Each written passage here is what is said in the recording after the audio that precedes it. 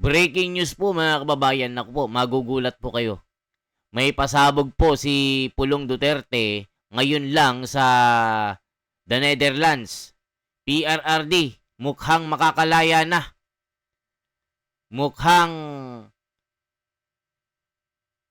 makakauwi na ng Pilipinas. Ano kaya ang dahilan mga kababayan? Biglaan.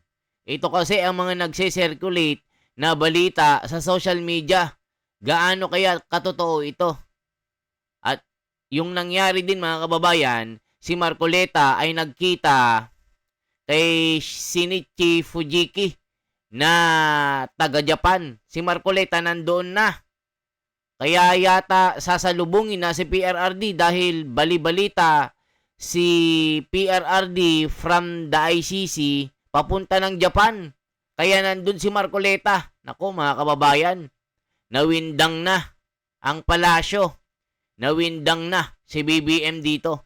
Nawindang na sila Trillanes, De Lima, Luistro at mga tangalista bobo na mga uto-uto na 20 pesos sa bigas hanggang ngayon naniniwala. Mga kababayan, kaya ito, nagulat ang buong mundo dito. Ano kaya ang pasabog ni Pulong Duterte? Bago natin i-play yung video mga kababayan, sino itong blind item ni Rowena Guanzon na meron na daw stage 4 cancer. Isang mataas na opisyal, malala ang kanyang sitwasyon ngayon na tila hindi aabutan ng impeachment ni Sara. Mukhang St. Peter ang susundo sa kanya. Ito yung mga sumasabog na balita sa FB ngayon at sa YouTube. Sino kaya ito, mga kababayan? Sino itong mataas opisyal na ito na may matinding sakit na stage 4 cancer? Nako mga kababayan, tila hindi daw aabutan ng impeachment ni Sara. Totoo kaya ito? O i-play na natin ang video mga kababayan. PRRD, mukhang makakalaya na. Totoo kaya ito? Panoorin nyo kasi para malaman nyo mga kababayan, yung mga tangalista at bobolista lumayas dito para hindi mainggit, hindi umiyak. Okay? Ito na po. Kamusta po kayo today? Good evening, Alvin. Magandang Okay lang. Magandang hapon po, sir.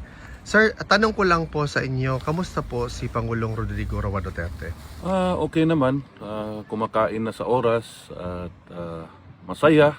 Narinig niya yung kanta ng mga kababayan natin nung birthday niya.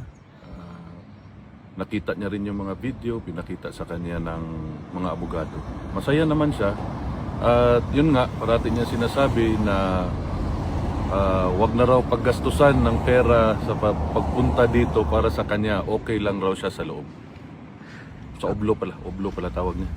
Congressman Pulong, something political lang po. Yes. Pero pong usapin ngayon, sir, circulating no, na ang mga kababayan natin na sumusuporta sa iyo, nababalaka sila o nababahala sila kasi anytime daw bibisitahin ang bahay mo kay Mayor Baste at saka sa KOGC din, sir.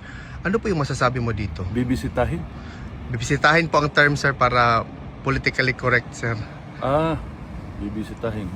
Isay mo. Ay, eto yun mga kababayan. Yung sinasabi nila na si Pulong Duterte ay i-raid yung bahay niya. Ito pala yun. Bakit kaya i-raid na naman? Sino kaya ang lulusob dito? Sabi kasi sa komento, mga aso ni Ngagba.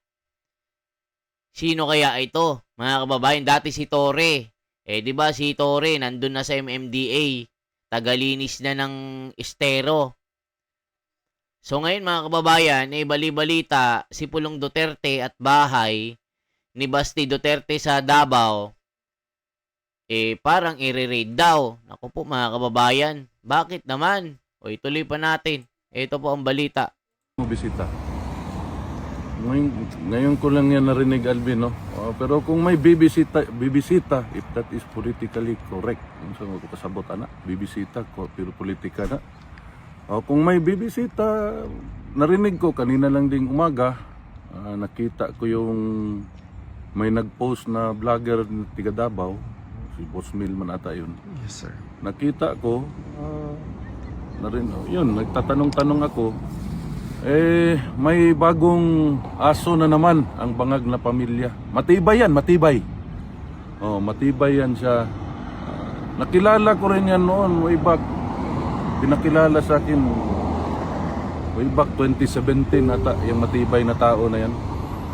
Ayan mga kababayan, sino kaya yung matibay na yan? Sino kaya ang matibay na magre-raid sa bahay ni Tatay Digong, mga kababayan ko? So i-check po natin dito mga kababayan na yung ICC PRRD. Sabi kasi makakalaya mga kababayan. And sabi ito po ICC jurisdiction on Duterte to determine on April 22. Bakit kaya mga kababayan ko? Anong meron? Wait lang yung sabi ni Panelo dito. Ito po, tingnan nyo po yung sinasabi dito. Sana yung sinasabi ni Panelo mga kababayan? Saan na ba yung sagot ni Panelo dito? Sa ICC PRRD. Ito po mga kababayan, no? Saan na yon? Check po natin si Tatay Digong dito. Nasaan na yon? Alam ko ito Economista, tinilakay ang magkaibang tugon. Ito, tingnan nyo Saan na yung ni Tatay Digong dito? Ito, Unity March para sa ika-81. Ito mga kababayan ko. Ika-81 ito po mga kababayan. Ika-81 na birthday ni Tatay Digong. Ito po, may nagtipon-tipon dito. Coffee ko brown. Ito mga kababayan, panoorin po natin.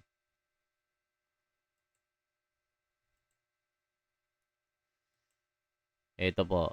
Check natin anuin nyo lang po ito.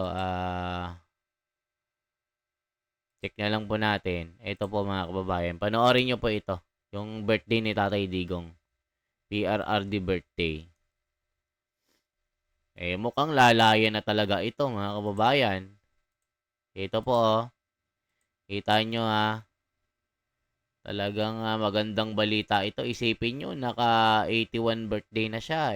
Mukhang uuwi na talaga siya dito sa Pilipinas. Alam nyo naman yung mga tangalista, bahala silang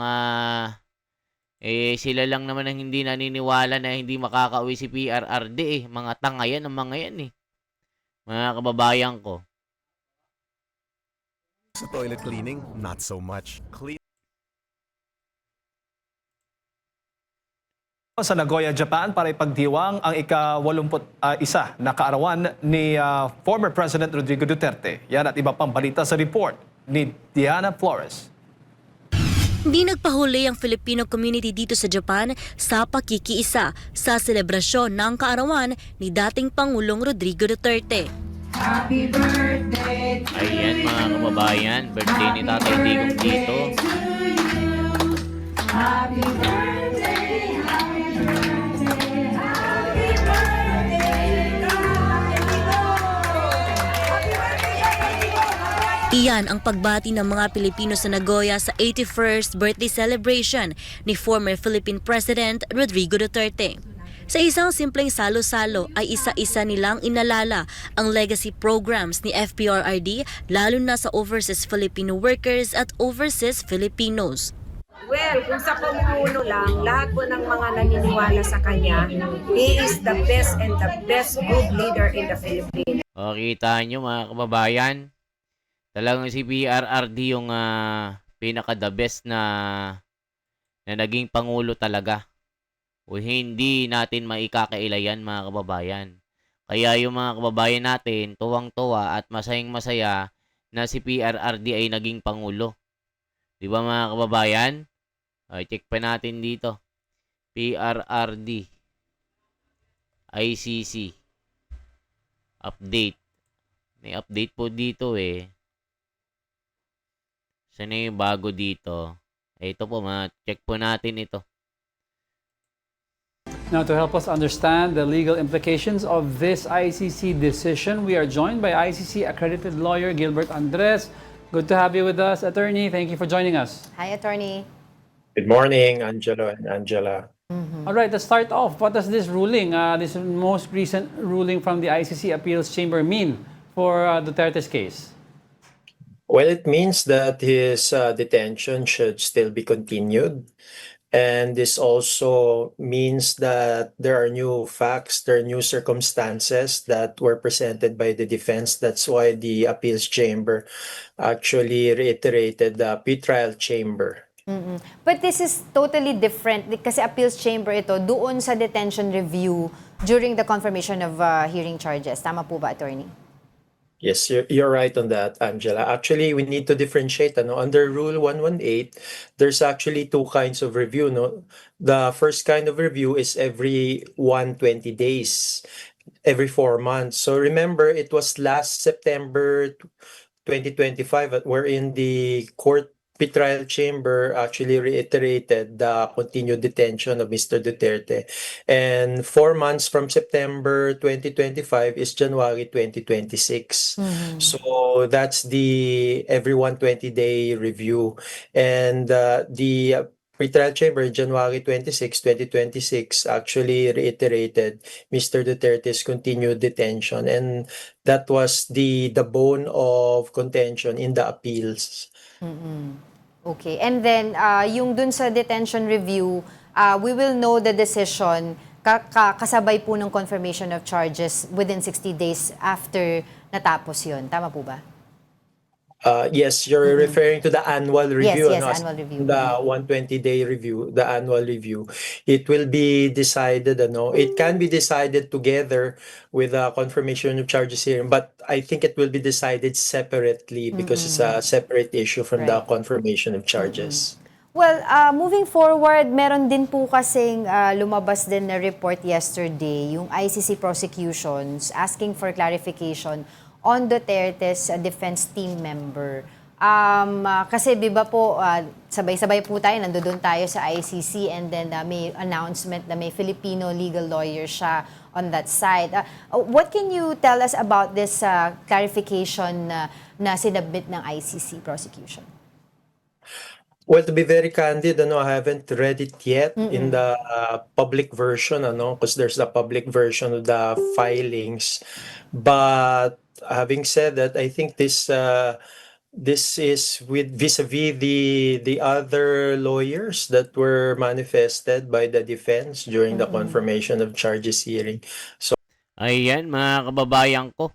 So, i-check po natin itong sinasabi ng mga komento dito. Anong sinasabi ng mga komento? Sana makauwi na si PRRD. Mga leche, ang mga tangalista, bobolista dito. Grabe, no? This is bullshit. ICC is all about business and it's simple. Kailangan nang makauwi si PRRD talaga dito. O, kita nyo. Free Duterte. Yan ang gusto namin. Million ng mga Pilipino ang gustong makauwi si PRRD. Huwag kayong bobolista. Ginagawa nyong gatasan si PRRD, mga lechinetes kayo. Sabi ng mga nagmamahal kay PRRD dito. Kaya si Attorney Kaufman, sumabog na rin sa galit dito. Sinabi na si Trillanes daw, always behind the scene. Na parang laging papansin ito. Na wala namang ginawa kundi hudasin ang kanyang sariling bayan at parang si Judas ito na pinagkanulo si PRRD sa mga banyaga. Pinirahan lang ito. Hala ka, mga kababayan ko. Anong masasabi nyo, mga kababayan? Paki-comment po ang inyong mga reaction dyan. Huwag tayong mawalan ng pag-asa na si Tatay Digong ay makakauwi. Isang araw po, sasalubungin natin siya sa airport. Sabi kasi sa balibalita na makakauwi na. Tinignan natin, wala pa pala. So, huwag kayong maniniwala sa mga fake news na lumalabas. Kailangan na suriin nating mabuti. Pero, kung totoo, di maganda, mga kababayan. Manalig lang tayo ng manalig na makakauwi si Tatay Digong. Kaya yung mga tangalista at bobolista, mga dilawan na ob-ob, lumayas na sa Pilipinas. Hindi kayo kailangan kasi kami na naniniwala ng katwiran at tamang batas gaya ni Marcoleta, yun ang gusto namin, makauwi si Tatay Digong. Talagang nalabag ang soberanya ng Pilipinas. Okay? For transparency, for a better democracy, manalig po tayo na makakauwi si Tatay Digong. Mabuhay po. God bless po.